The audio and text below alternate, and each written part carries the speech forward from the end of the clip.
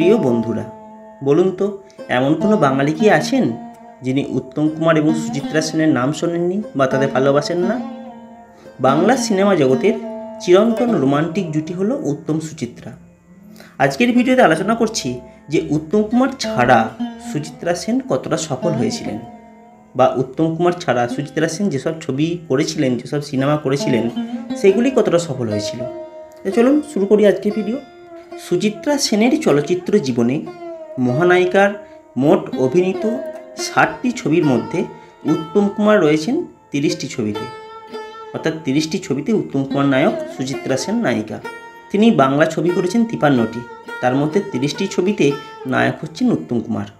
উত্তম কুমার ছাড়া বাকি ছবিগুলি নায়িকার বক্স অফিসকে হিট করেছিল, অর্থাৎ উত্তম কুমার যে ছবিতে নেই সেই ছবি কি বক্স অফিস হিট হয়েছিল?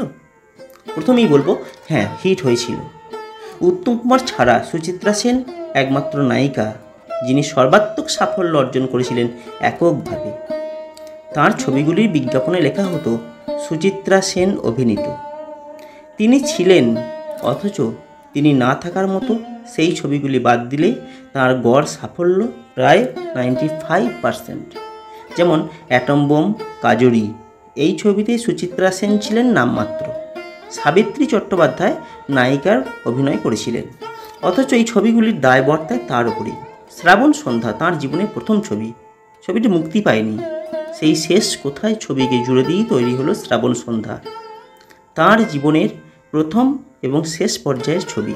সঙ্গে অভিনয় করেছেন সুমিত্রা মুখোপাধ্যায় এবং সমিত ভঞ্জ। এরা দুজনে নাকি নায়ক নায়িকা ছিলেন। এই ছবিটা ফ্লপ হয়েছিল, তার দায় বহন করেছেন সুচিত্রা সেন। এই ছবিগুলো বাদ দিলে তার গড় সাফল্য 95%। তার বাকি ছবিগুলো যেমন ভগবান শ্রীকৃষ্ণ চৈতন্য, ঢুলি, সাজঘর, ভালোবাসা, শুভরাত্রি, দ্বীপ জেলে যাই, হসপিটাল, উত্তর ফাল্গুনি, মেঘ কালো, স্মৃতিটুকু থাক, দেবী চৌধুরানী, সাত পাকে বাঁধা, দত্তা, ফরিয়াদ, সন্ধ্যা দ্বীপের শিখা, এই ছবিগুলো হিট, শুধু হিট নয়, সুপারহিট, সুপার ডুপার হিট এবং ব্লকবাস্টার। মেজ বউ এবং প্রণয় পাশা ফ্লপ হয়েছিল। বলয় গ্রাস এবং আমার বউ মোটামুটি চলেছিল।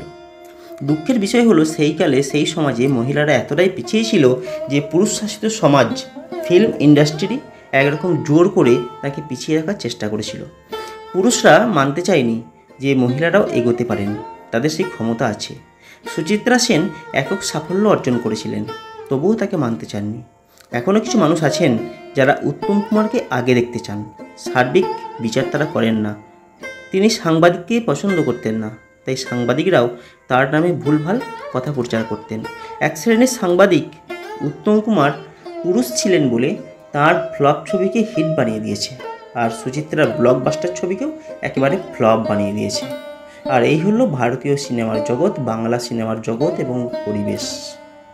তো বন্ধুরা, কেমন লাগলো সুচিত্রা সেনকে নিয়ে আজকের এই ছোট্ট ভিডিও? নিশ্চয়ই কমেন্ট করে জানাবেন আপনাদের মতামত, সেটাও আমার জানা খুব প্রয়োজন। যদি ভালো লাগে লাইক করবেন, শেয়ার করবেন, আর অবশ্যই এই চ্যানেলটিকে সাবস্ক্রাইব করবেন।